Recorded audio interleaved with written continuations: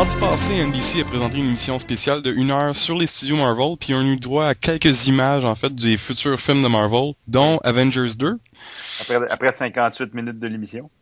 Oui, en effet, ça a pris vraiment... Ben écoute, c'était quand même bien l'émission, ça a été présenté genre du début des films de Marvel, Iron Man, jusqu'au dernier film dans le fond, au prochain film qui est Captain America 2. Ils ont montré même des images dans les 3 dernières minutes, comme tu disais, du artwork, en fait, des dessins d'artistes. Puis la première qu'on va parler, en fait, c'est le Hulkbuster, puis contre le Hulk. Ça va-tu être malade? Ça va être fort? Ah oui, il est tellement gros en plus. Ouais. Mais il fallait qu'il trouve quelque chose qui se batte contre le Hulk, à part Ultron. Dans le fond, c'est peut-être Ultron qui va contrôler le Hulkbuster aussi, on ne sait pas. Puis tu vois qu'il a l'air fort aussi, que les pieds du Hulk qui renfoncent dans le plancher, dans la rue. Fait que tu vois que le Hulkbuster est vraiment gros pis fort. Puis on pensait l'avoir vu dans Iron Man 3 en fait, mais c'était pas lui. Là tu le vois, il y a les couleurs pis tout, là, ça va être écœurant. Mais j'ai hâte de voir, je me demande si ça va être Hulk qui va être contrôlé par Ultron, ou c'est juste parce que Hulk c'est Hulk pis qui pétait sa coche, là.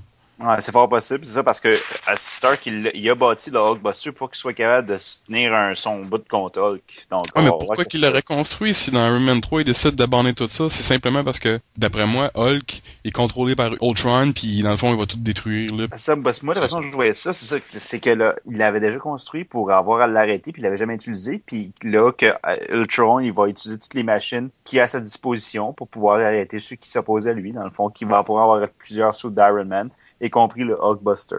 Ah, toi, dans le fond, tu dis que ce sera pas Stark qui va être dedans, c'est juste un robot contrôlé par Ultron. Exactement. Ah ouais, ben dans le fond, ouais, ça a du sens également. Il y a aussi des images de Scarlet Witch puis de Quicksilver. Encore une fois, c'est des artworks, fait que c'est pas des photographies. Puis ils ont commencé par Scarlet Witch. Je la trouve cool. Dans le fond, tu peux pas vraiment, comme Phil disait l'autre fois, tu peux pas vraiment la rendre comme le costume original, elle a tellement l'air folle dans les dessins animés. Là. Ça a l'air ben trop extravagant. Il aurait pas pu garder son ça. Gros casque, là. C'est ça, faire quelque chose de sérieux avec son costume, sa cape, tu sais. Par exemple, Quicksilver, on se rappelle des images qu'on a vues de Quicksilver dans Day of Future Past. J'ai pas l'air beau du pantoute, il a l'air d'une espèce de kid emo avec, je sais pas qu'est-ce qu'ils ont fait là-dessus. Puis si tu regardes la photo de Quicksilver dans Avengers 2, ils ont fait ça très simple. Le gars, il a l'air... il a juste un chandail bleu, il a l'air en lycra.